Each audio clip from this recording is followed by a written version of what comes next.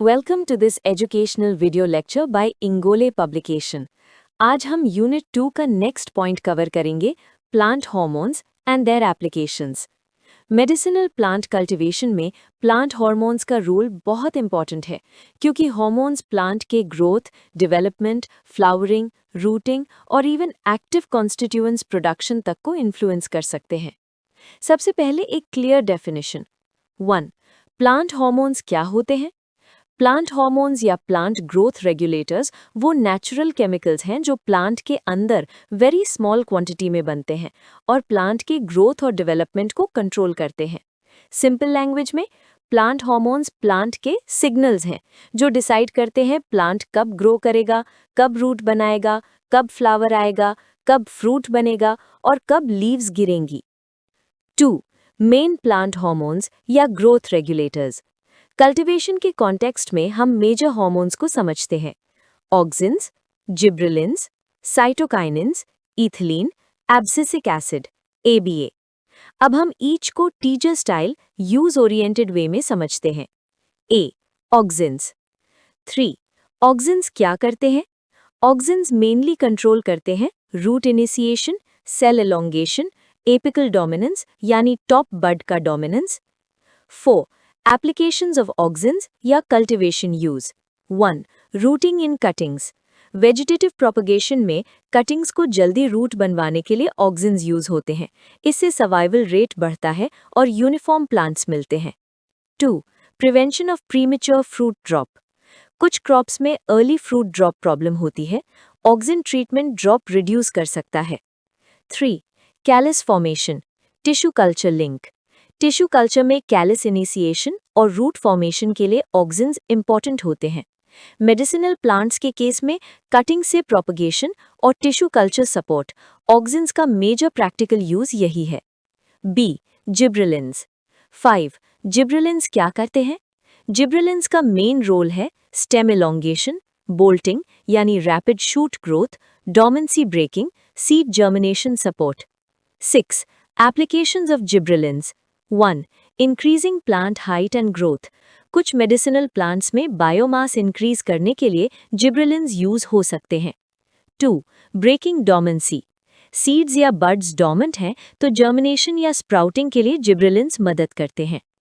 3. Uniform flowering and fruit development. Certain crops में growth uniformity improve होती है। C. Cytokinins. 7. Cytokinins क्या करते हैं? साइटोकाइनिन्स मेनली कंट्रोल करते हैं cell division, shoot formation, delay of senescence यानी लीव्स का late ageing. 8. Applications of cytokinins. 1. Tissue culture, shoot formation.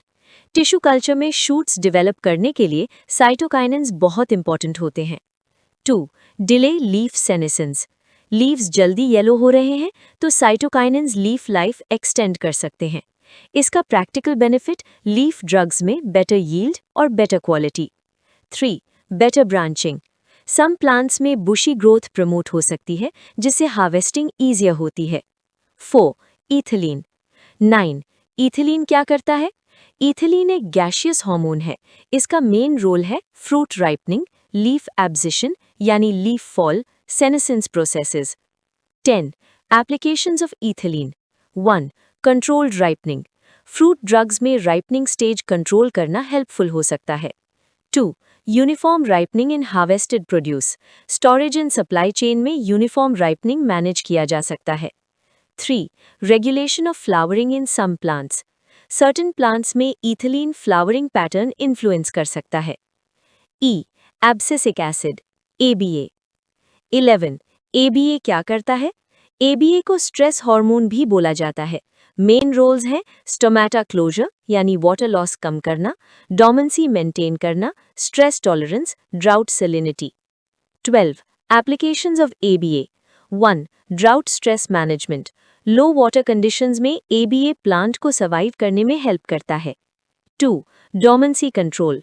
Seeds या बड्स की डोमेंसी मेंटेन या रेगुलेट करने में रोल। मेडिसिनल प्लांट कल्टीवेशन में ABA का रेलेवेंस स्ट्रेस टॉलरेंस और वाटर मैनेजमेंट से जुड़ता है। 3. प्लांट हार्मोन्स का कल्टीवेशन में overall importance.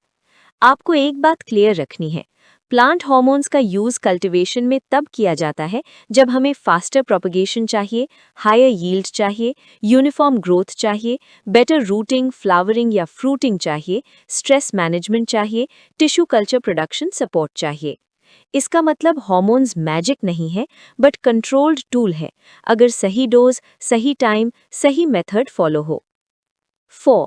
Precautions, practical understanding. Plant hormones का इफेक्ट डिपेंड करता है कॉन्सेंट्रेशन यानी dose, stage of plant, method of application यानी स्प्रे या dip, environmental conditions. High dose गलत हो गया तो abnormal growth, poor quality, phytotoxicity हो सकती है। 5. Exam answer format. Plant hormones and applications लिखते समय definition, list of main hormones, each hormone, main function plus 2-3 applications, importance in cultivation, precautions. That completes today's topic, plant hormones and their applications. अगर आपको इस semester की सभी subjects की books चाहिए तो डिस्क्रिप्शन में दिए गए लिंक को चेक करें।